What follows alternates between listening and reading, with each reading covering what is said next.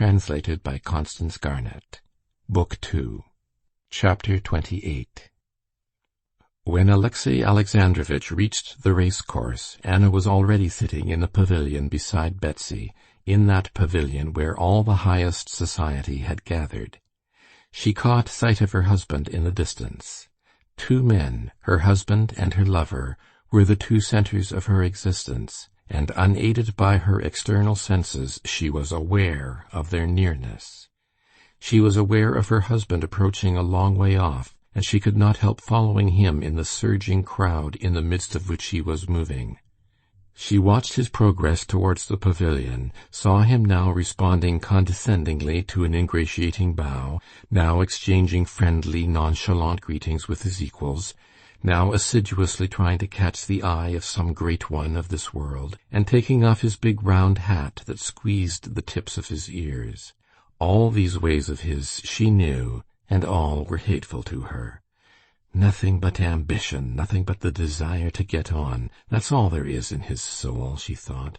As for these lofty ideals, love of culture, religion, they are only so many tools for getting on.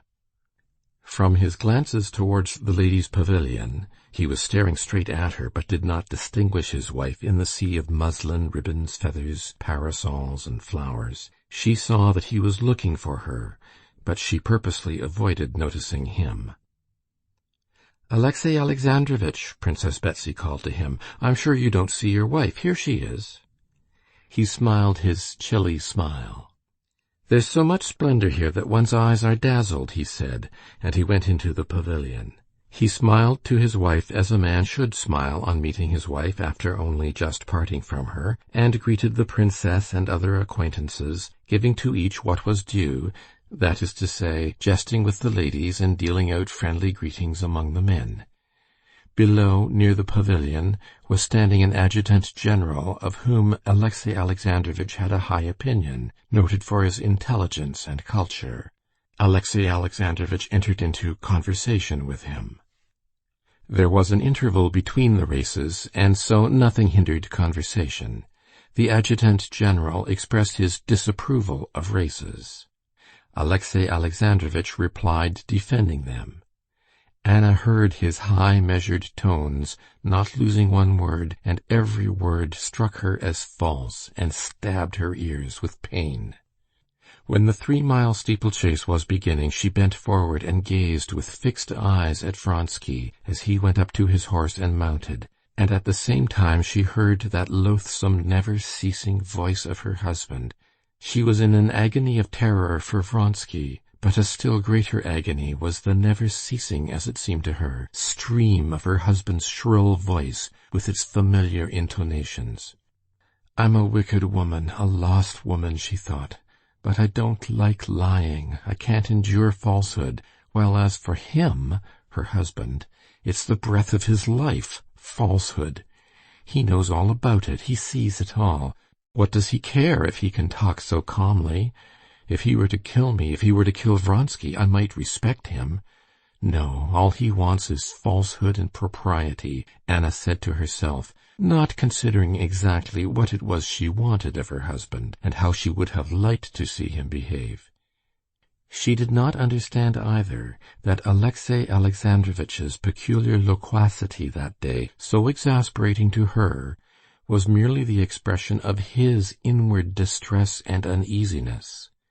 As a child that has been hurt skips about, putting all his muscles into movement to drown the pain, in the same way Alexey Alexandrovitch needed mental exercise to drown the thoughts of his wife, that in her presence and in Vronsky's, and with the continual iteration of his name, would force themselves on his attention.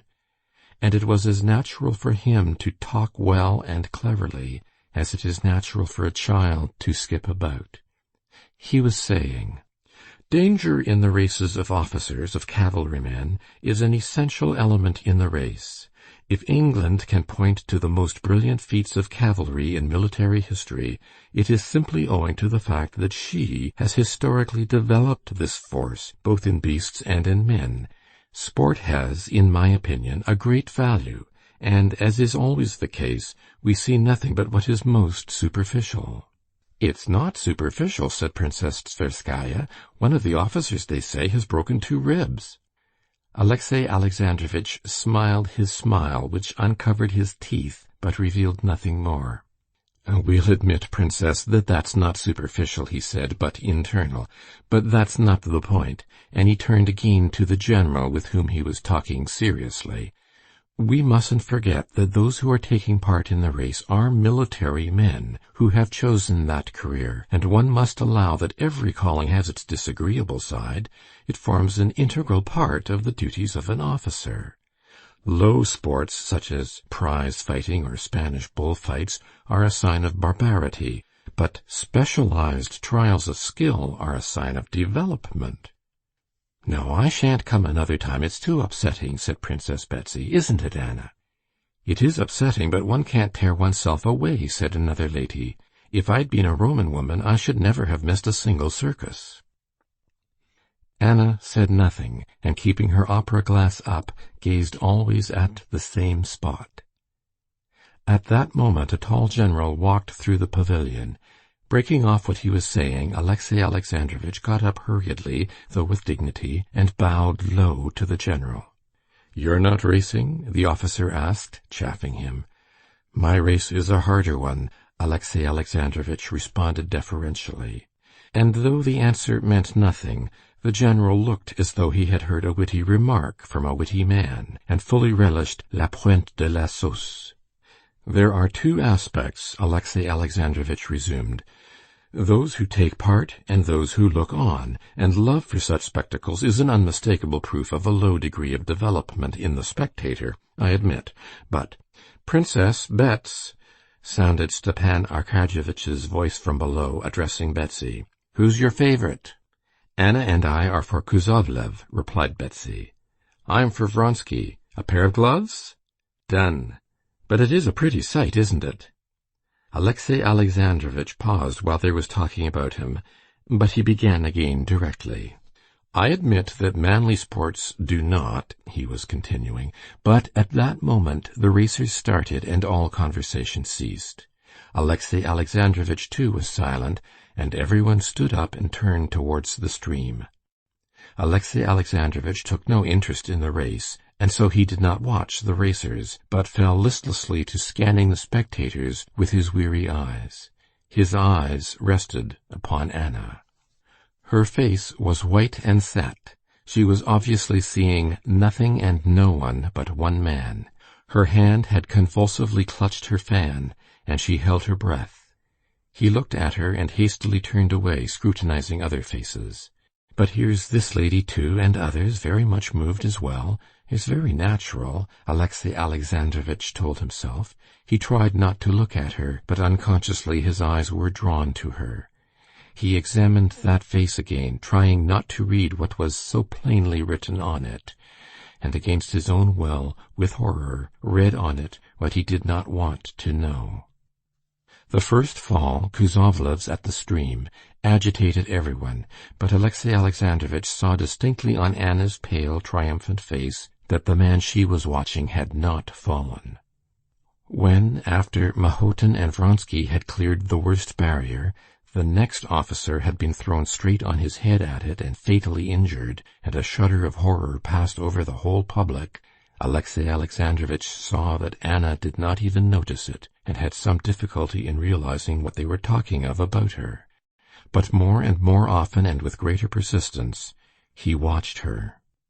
Anna, wholly engrossed as she was with the race, became aware of her husband's cold eyes fixed upon her from one side. She glanced round for an instant, looked inquiringly at him, and with a slight frown turned away again. "Ah, I don't care," she seemed to say to him, and she did not once glance at him again. The race was an unlucky one, and of the 17 officers who rode in it, more than half were thrown and hurt. Towards the end of the race everyone was in a state of agitation, which was intensified by the fact that the Tsar was displeased.